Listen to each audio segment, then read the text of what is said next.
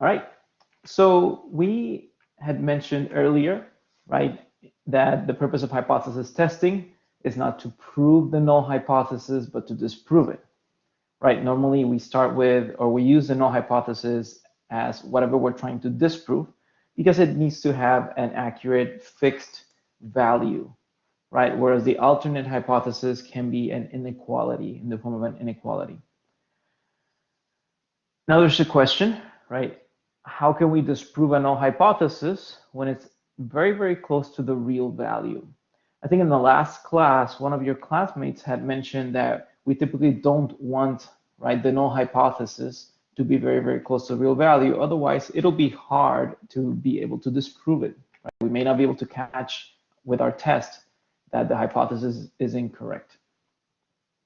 So I mentioned that a general strategy is to start with very extreme situations, right? We start with extremes, and then we can get rid of those extremes, and that can point us to in the general direction, right, of where our real values are. This is not just a strategy in statistics. This is a strategy in all of math and physics in general.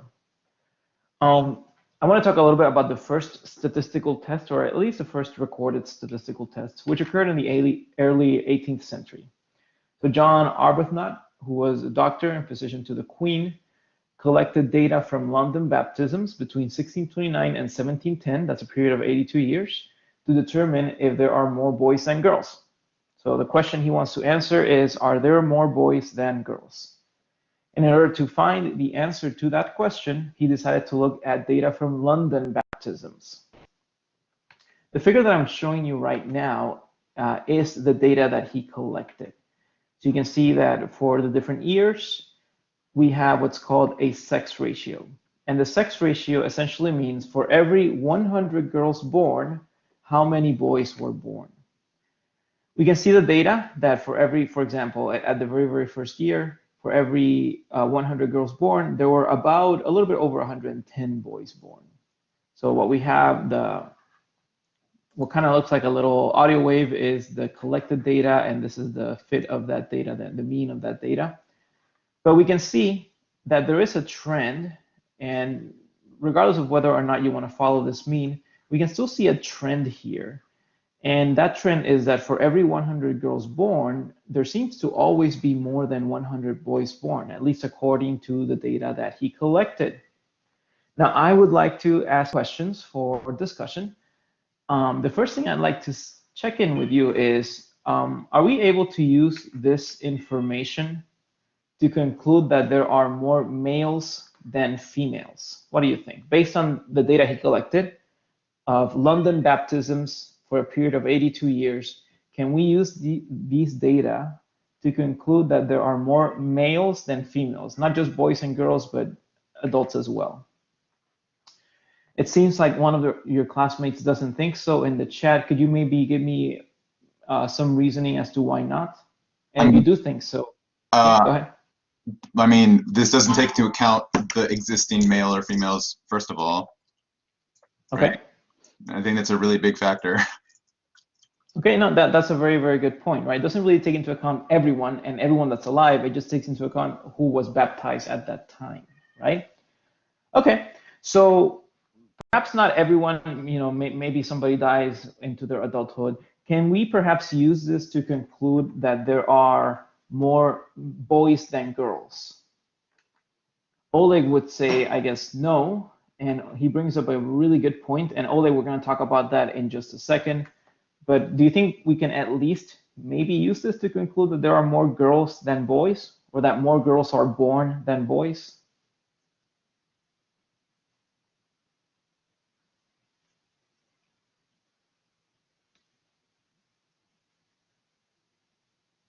What do you think? Christian says that we can't really conclude that there are more males than females, but what about the initial question? Are there more girls born than boys?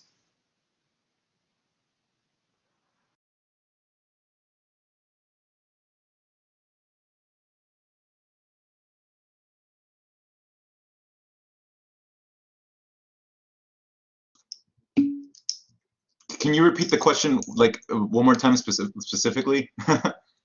Yeah, can we use this graph that you're looking at to conclude that there are more girls born than boys, or sorry, more boys born than girls?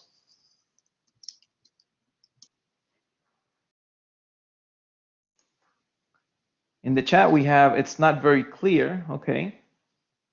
So what about it is not very clear? Just based on these, based on this graph. Right now we're limited to only the graph. Yeah. Can you hear me? Yep. So basically, if you look at the graph, so let's say every spike, it's, we have a spikes going up and we have a spikes going down. So, we have to go in, and we have to, spend some time to calculate this. And, I don't know. I mean, you probably can use this. And if you factor out that part that maybe not all the boys and girls born is baptized, if you factor out that part, and if you study this, I wouldn't say with 100% accuracy, but I think you get something out of it at least. Okay, that's a very good point, right? So I think both Ramtin and Oleg have mentioned, right, the fact that there are some limitations to the study. In the chat we have, no, it's a 50-50 chance. Wouldn't the more data included tend to regress to the mean? I like those two keywords that you use, which we're going to talk about today. But Renee does point out that perhaps, if it is a 50-50 chance of having a boy or a girl, then perhaps more data, including more data, would actually tend to move this mean all the way down to here. Now, here's the thing. Regression to the mean, which we're going to explain later, probably at the end of this class, would say that these data would regress to this line. But however, this line still shows a positive male to female sex ratio. So even regression to the mean still kind of shows us that there are more baptized boys in London than girls. And the question still stands, can we still use this to conclude that there are more girls born, or there are more boys born than girls? So I like that all of you have kind of mentioned that there are some limitations, and perhaps we need to look at those limitations.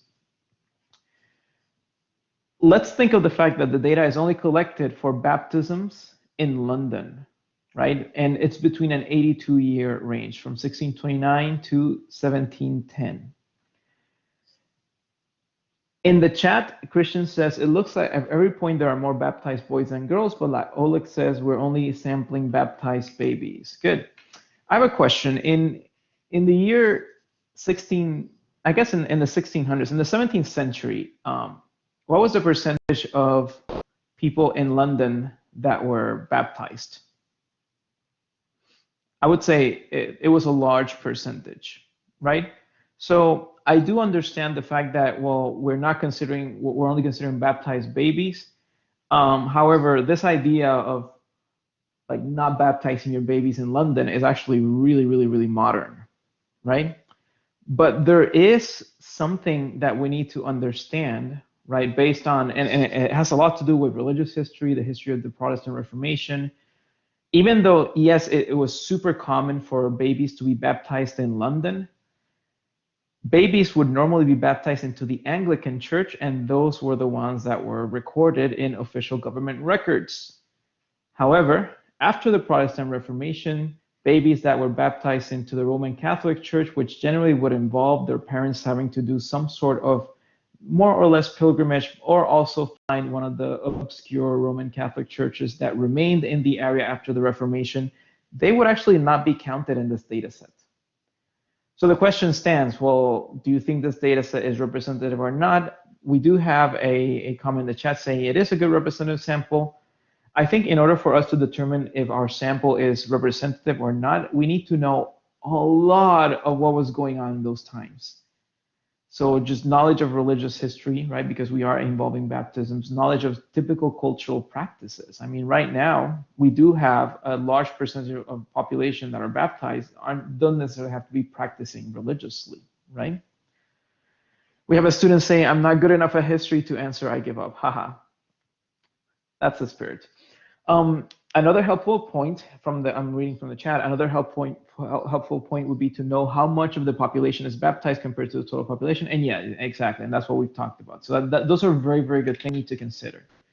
So it doesn't matter whether or not you're good at history, the fact that you're thinking about these things is good enough, right? So at least you're starting to think like a statistician, right? I wanna know whether people, were generally baptized or not, and into what church were they baptized. Because again, this is fresh off the Protestant Reformation, so that there's still a lot of tension between the Anglican Church, the Church of England, and the Roman Catholic Church. And even though this is almost 100 years, not really 100 years, but almost 100 years after the Protestant Reformation started, which was in 1517. In England, it started a little bit later. There's still a lot of tension, right? There's still a lot of problems between what you would call the Papists or the Romans and then the Anglicans, okay? Let's even add to that there's other groups that were starting to generate from here, right? We had what were called the separatists, right? There were different groups that were also baptizing their babies, but would not normally be counted in this list. Now, of course, this is not a class in church history. I'd love to talk about that, but I usually reserve that for my world religions class, which I teach at Gwinnett Tech. Here, we do want to think of it statistically. So we have limitations to our study, right? We're limited geographically. This is just baptism in London. We are limited religiously. These are only baptized Anglicans. And we are limited temporally. This is only between 1629 to 1710. We also have one more limitation, right? If we want to answer the question of whether more boys are born than girls, we do need to consider that babies aren't baptized right after they're born, and it's usually a few days or even a few months sometimes, usually a few days, but sometimes a few months. So that babies that die shortly after birth, well, they're not baptized, so they're not counted. So infant mortality would have to also be taken into account here. So perhaps with all these limitations, you may think that we can't really conclude with certainty that more boys are born than girls. In fact, if I were to ask you to create a null hypothesis and you say that your null hypothesis is that more boys are born than girls, you know just by definition that we can't really prove that. However, we could disprove the opposite. So in order to come up with a general law, Arbuthnot presented a null hypothesis, and his null hypothesis was the opposite of what he was trying to prove. So for his null hypothesis, he said that there is no difference in the rates at which boys and girls are born. Our null hypothesis can be that for every one boy born, one girl is born. I think somebody in the chat mentioned that the probability of a birth being a boy or a girl is 50-50.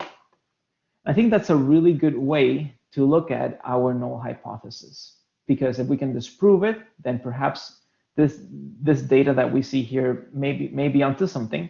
And if we cannot disprove it, then perhaps this data is in fact limited. So let's start with the null hypothesis that there is a 50-50 chance of boys and girls being born, such that there is no difference in the overall rates of boys and girls being born. So we look at the recorded data. Even though this data is localized, it's limited temporally, it's limited through other social and religious means, it's still data, right? It still constitutes a sample of a population. Whether or not that population is everyone, or everyone in the kingdom, or even everyone in London, it still constitutes some population. In fact, if it makes you feel calmer, perhaps let's say that the population that we want to study is people, Anglicans in London, who survived past baptism. I think that's a good way to look at this population. Now, over the course of 82 years, and when I say 82 years, think of each year as a trial. Over the course of 82 trials, more boys were born than girls in this sample. Now, if we say our null hypothesis that the probability of being born male or female is 50-50, and Samuel actually asked a good cultural point, does the fact that men were regarded more, quote, superior, unquote, to women have also contributed to more men being baptized? While the point actually stands, I don't think it contributes to who is and isn't baptized, at least in Anglican religion, right? everyone should be baptized to wash away original sin, which they inherited from the Latin traditions. In that respect, baptism doesn't really present anything special about the person. It's just something that Anglican parents do. So while this will bring a good point later, I think we will want to talk about this later. For this case, I don't think it actually causes any difference in our data. Okay, but good point. So here's the thing. If the probability is in fact 50-50, then we could relate this to flipping a coin, right? If the probability is 50-50, then it's like flipping a coin. Now, if we look at this as if we were flipping a coin, then we can say that what's happening here, what this data is showing me, is that if I flip my coin 82 times, those 82 times, I'm going to have the same result. Let's say heads for boys, tails for girls, whatever, right? But the idea is, what this data shows me is that if I were to flip my coin 82 times, those 82 times, it will land on heads. Of course, what's the probability of this happening? You don't have to give me a number, but what do you think is the probability that you flip a coin? It doesn't matter if it's my coin, your coin, but some fair coin, just a fairly weighted coin, that you flip it 82 times, and those 82 times it lands on head. Does anybody have an idea of what that probability would look like? Is it large? Is it small? Is it kind of like, is it still 50-50?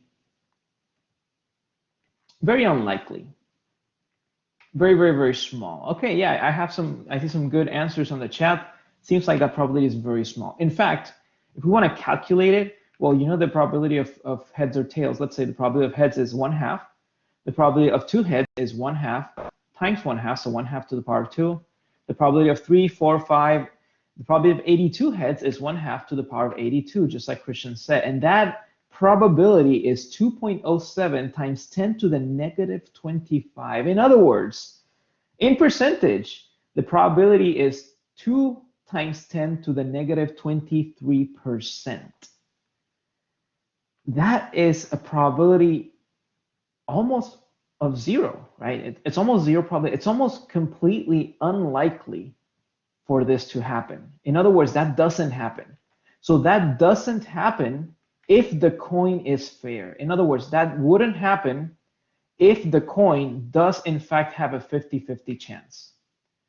So the probability of this data set to show that more boys are born than girls over the course of 82 years, notice that there isn't a single data point where there are less boys born than girls or baptized than girls.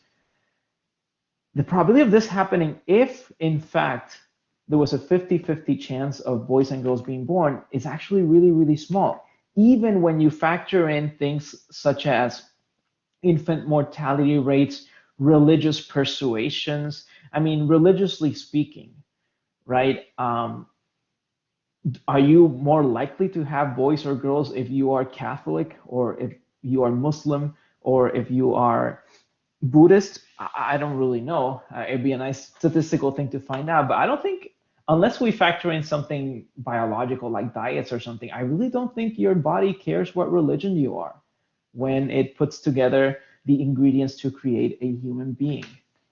So even by factoring in all those things, it's still very, very, very highly unlikely for this to be a fair coin. It's still very unlikely for the probability of a boy or girl being born to be actually 50-50. So even with the limitations of my sample, the conclusion that more boys are born than girls still holds. Even today with all our computational power, studies have determined that the natural sex ratio is around 105. In other words, 21 boys being born for every 20 girls. Now, I want to go back to Samuel's point. You know, where does the cultural view on males versus females play? Well, there are definitely cultures, right? You can think of East Asian cultures like the Chinese in ancient times, and a good portion of them in modern times, where it is definitely preferable, right, to have a boy. And some people have gone to the extent, right, of not having girls through methods such as abortion, and obviously there's like the common stereotype of throwing down the river, but really what does happen is that they're given up for adoption. So yeah, culturally cultural, I would say cultural norms may definitely play into these data.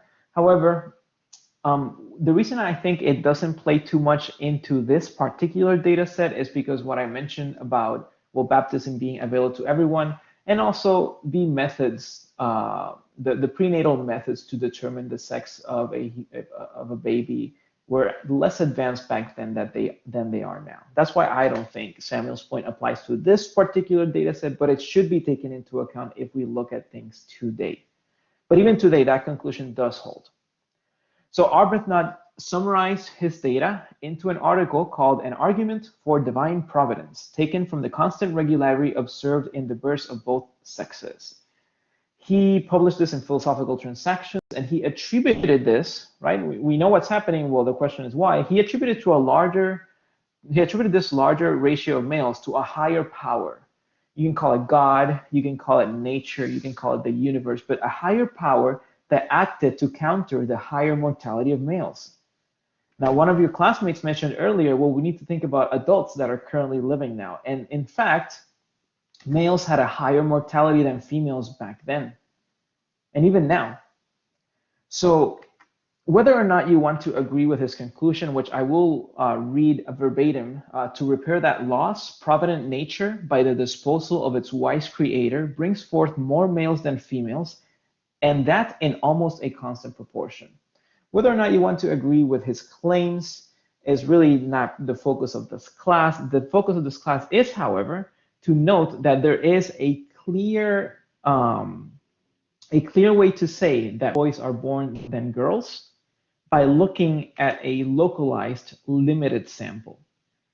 So here's where I want to kind of, I would like to throw that the idea of using extremes, right, doesn't necessarily have to be, well, there's infinitely more boys born than girls, but an extreme can be something even as to claim that the probability of being born boy or girl is split into 50-50, that there's no higher probability at all. That can be an extreme claim. And the idea is, well, this helps us because this claim, right, given an actual probability value of 0.5, can be set up into a null hypothesis, okay? So all this aside, the last thing I wanted to talk about to conclude our topic on hypothesis testing was decision and errors.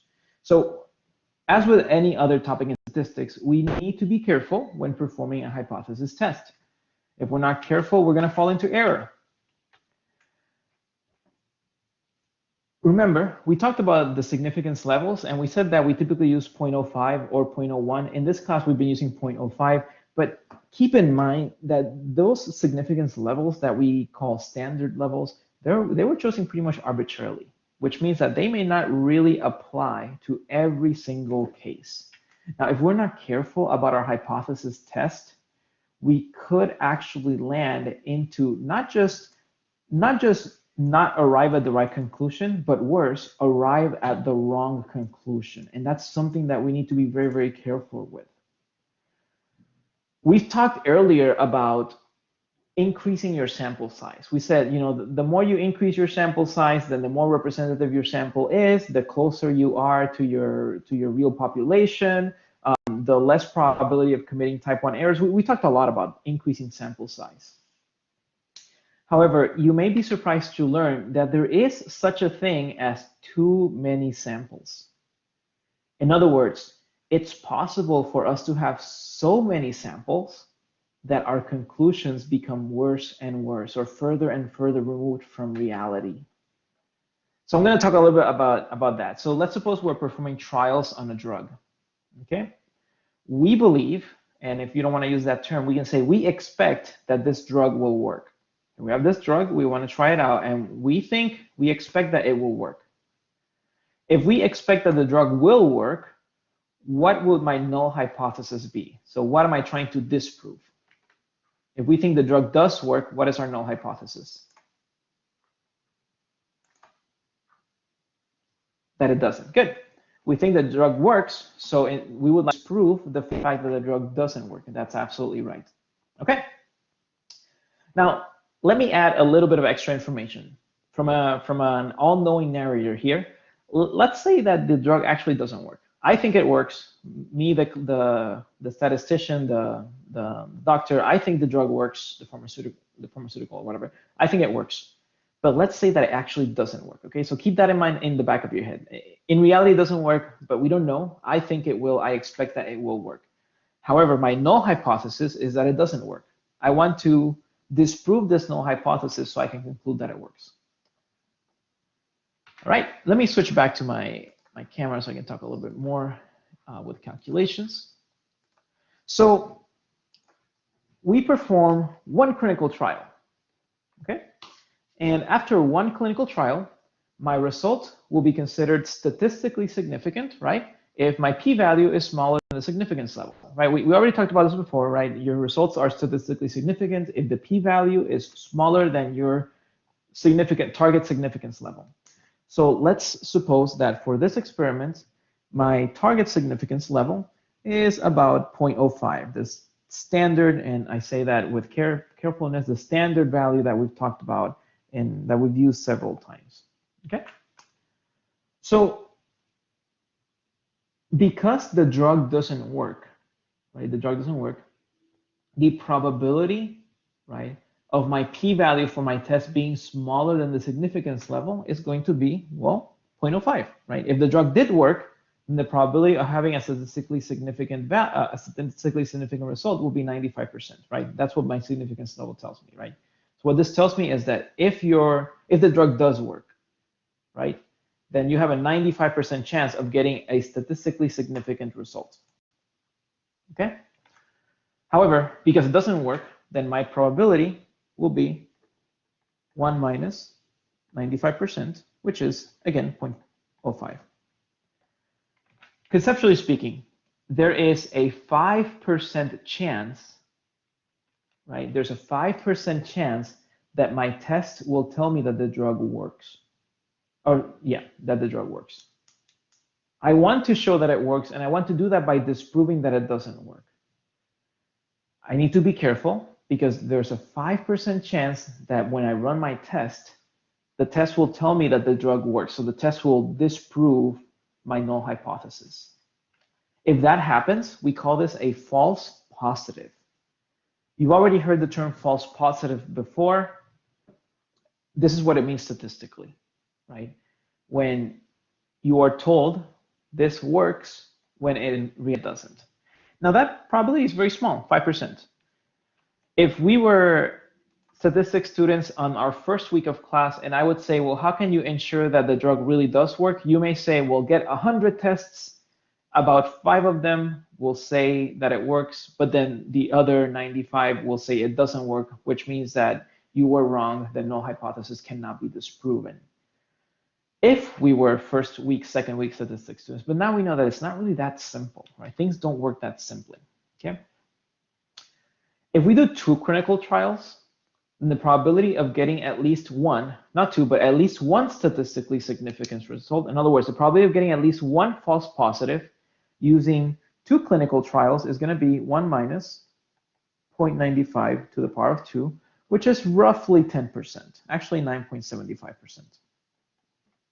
So notice that with 2 trials, the probability of getting a false positive increases. Ooh, so we got to be careful here, because remember, you want to disprove the null hypothesis. So if you get a false positive, so something that tells you it does work, you are going to use that to disprove your null hypothesis, right? Remember, we can't really prove it, but we can disprove it. And with that in mind, if we get a false positive, we will disprove it. After 10 clinical trials, the probability of getting a false positive becomes 1 minus 0.95 to the power of 10, which is a little bit more than 40%, which means that at 10 clinical trials, you have a 40% chance of getting a false positive. And because the null hypothesis is what you're trying to disprove, and that's that it doesn't work, a false positive will point that it does work. Notice that the more clinical trials you perform, then the higher the chance of getting a false positive, which means the higher the chance of you actually disproving the null hypothesis, even though it is actually true. This is called the problem of multiple testing. So we can see here that it's not a simple matter of getting as many values as possible. But then Ramtin in the chat brings up an important question. Where should we stop? It's a very, very good question. There's no cookie cutter method. There's no method that applies to everything that says, oh, I will make 2 clinical trials, no more, right? However, there are some alternatives, some methodologies that are proposed. One methodology is called the Bonfironi correction.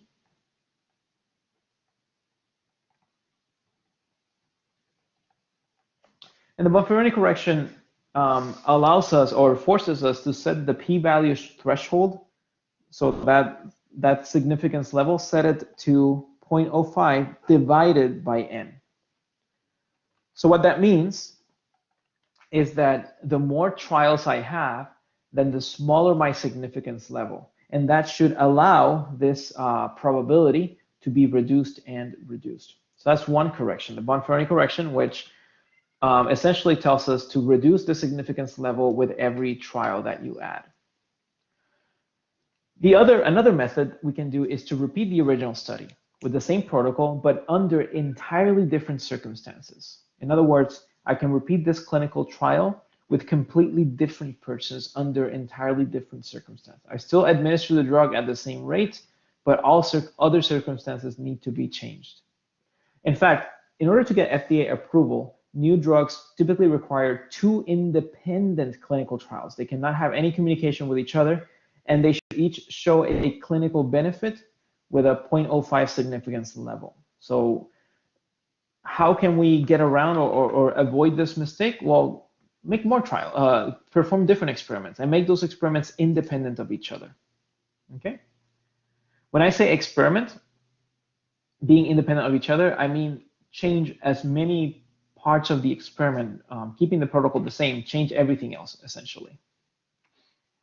Ramtin said, I think the COVID vaccine got 3 trials and 1 human trial. I think it did, but remember that right now the vaccine is under a special FDA consideration where it doesn't need to meet the requirements of pretty much everything else. So definitely it will have different requirements, okay? So with the procedure of the FDA, or let's say the standard FDA procedure, the chance of approving a drug that doesn't work is actually 0.0025, so 1 in 400. Okay, so the chance of approving a drug that doesn't work with this procedure of 2 separate clinical trials is actually going to be 1 in every 400. Now, does this mean that 1 in every 400 drugs in circulation doesn't work? I think I'm going to let you think about that and answer that yourself. I think we can move on to other parts of the class. But remember, there's a 1 in 400 chance that the FDA will approve a drug that doesn't work. We can talk more about that on the last day of class when we talk about drawing conclusions from statistics. But right now, what I do want you to understand is a little bit of the math that's going on, okay?